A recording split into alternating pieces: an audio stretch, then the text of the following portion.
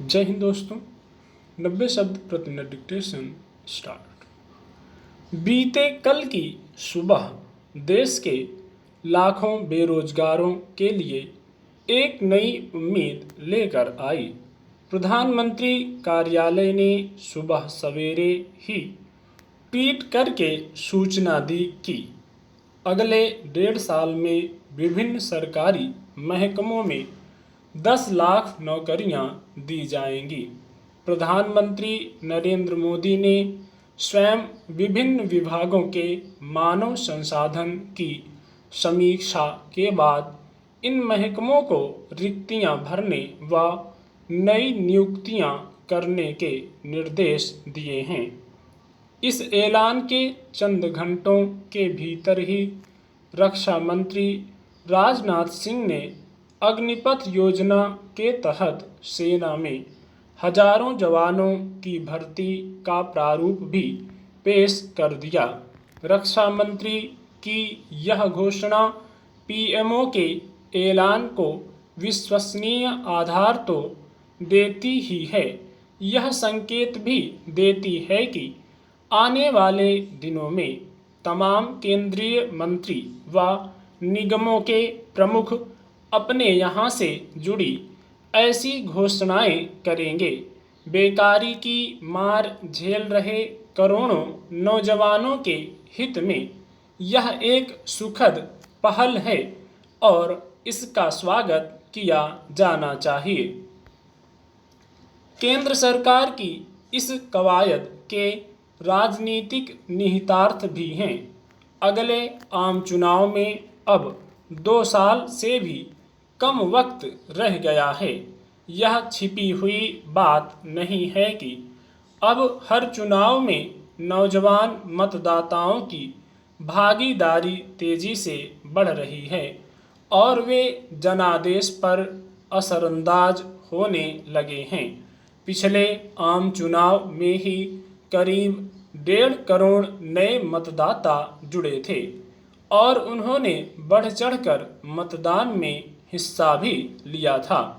लेकिन मार्च 2020 में कोविड-19 के कारण लॉकडाउन लगने के बाद बड़े पैमाने पर लोगों की नौकरियां गईं और इनमें हालिया नियुक्त लोगों की तादाद सर्वाधिक थी। हालात में सुधार के बावजूद centre for monitoring Indian economy के मुताबिक इस साल की शुरुआत में देश में बेरोजगारों की तादाद लगभग 5 करोड़ 30 लाख थी, जिनमें से 3.5 करोड़ तो शिद्दत से नौकरी तलाश रहे थे। ऐसे में बताने की जरूरत नहीं कि एक के बाद दूसरी प्रतियोगी परीक्षाओं के रद्द होने या फिर लंबित पड़े रहने का उनके मनोबल पर कैसा असर पड़ रहा होगा। देश की अर्थव्यवस्था ही नहीं, समूचे सामाजिक ताने बाने के लिए भी यह बहुत जरूरी था कि नौजवान आबादी को निराशा के अंधेरे से बाहर निकालकर उसमें नई ऊर्जा भरने की पहल की जाए। निस्संदेह नौकरी चाहने वालों के आगे ये नंबर बहुत कम हैं, मगर इससे एक सकारात्मक माहौल अवश्य बनेगा। पिछले कुछ वर्षों में सरकारी नौकरियों में कटौती की खबरें ही सुर्खियां बनती रही हैं, जबकि दूसरी तरफ समाज में आर्थिक विषमता बढ़ती गई है।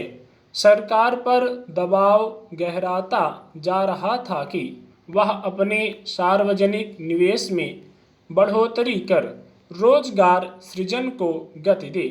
हरियाणा, राजस्थान, बिहार, झारखंड और त्रिपुरा जैसे उच्च बेरोजगारी दर वाले राज्यों की सरकारों को भी इस मामले में केंद्र से प्रेरित होने की आवश्यकता है।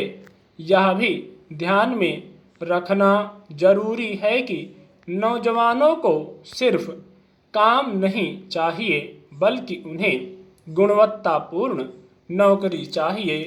स्टॉप।